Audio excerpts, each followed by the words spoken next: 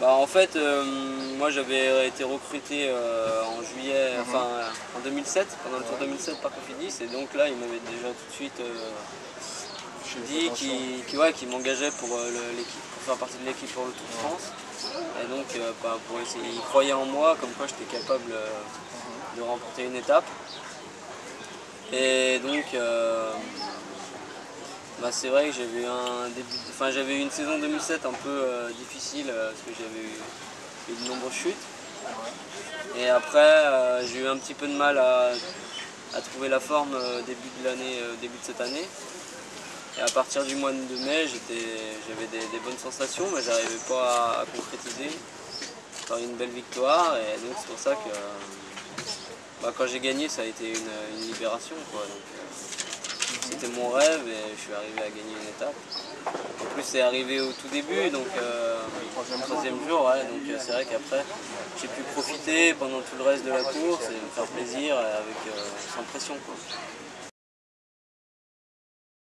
Bah ouais, parce que lui il aura soit on va dire bah ouais bah voilà le hamstring il est normal et il gagne plus, et s'il gagne et bah ouais mais comment il fait, donc dans les deux cas ça va poser polémique, donc il se dope plus donc il gagne plus, bah voilà. s'il gagne il continue. Voilà, donc le mieux c'est que je pense qu'il ne participe pas, quoi. Mais bon c'est encore pas forcément fait, je sais pas s'il est. Il démarre au Darwin, si je me trompe. Ouais, il a eu l'autorisation. Bon, il faudra voir comment la situation évolue, et c'est pas encore fait pour qu'il soit au départ. On a cette étiquette et c'est vrai que c'est difficile de l'enlever.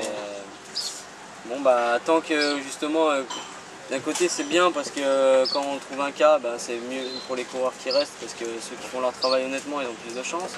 Mais après en faisant cela, ben, le grand public lui ce qu'il voit c'est qu'il y a des dopés dans le cyclisme, et voilà, tout le monde est dopé.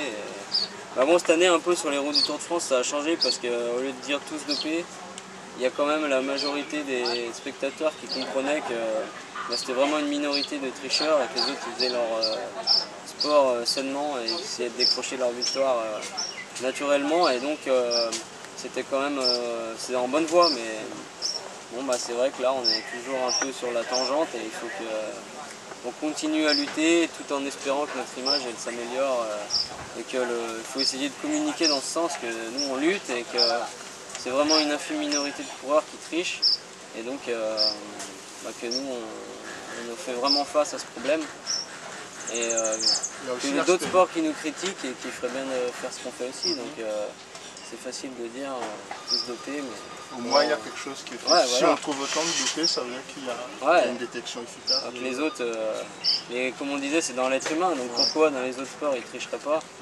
Et voilà, il faut se poser la question sur soi avant de critiquer les autres. Puis il y a aussi l'aspect financier. Est-ce que les clubs, les équipes arrivent à trouver justement des sponsors, des partenaires pour... Bah ouais, c'est sûr qu'après le partenaire il n'a pas trop envie d'être associé, il ne veut pas communiquer, ayant un petit peu le coup près que sa marque elle soit associée à des dopés ou à du dopage, et que forcément ça sera néfaste et négatif. Quoi. Il y a aussi le Tour d'Allemagne qui a été annulé. Ouais, c'est vrai qu'en Allemagne ils sont assez virulents, ils ont annulé, il y a les télévisions allemandes qui veulent arrêter de diffuser le Tour de France, donc c'est vrai que là-bas c'est assez difficile. C'est pas une solution non plus pour lutter contre le dopage. Ouais, c'est sûr que c'est pas une solution.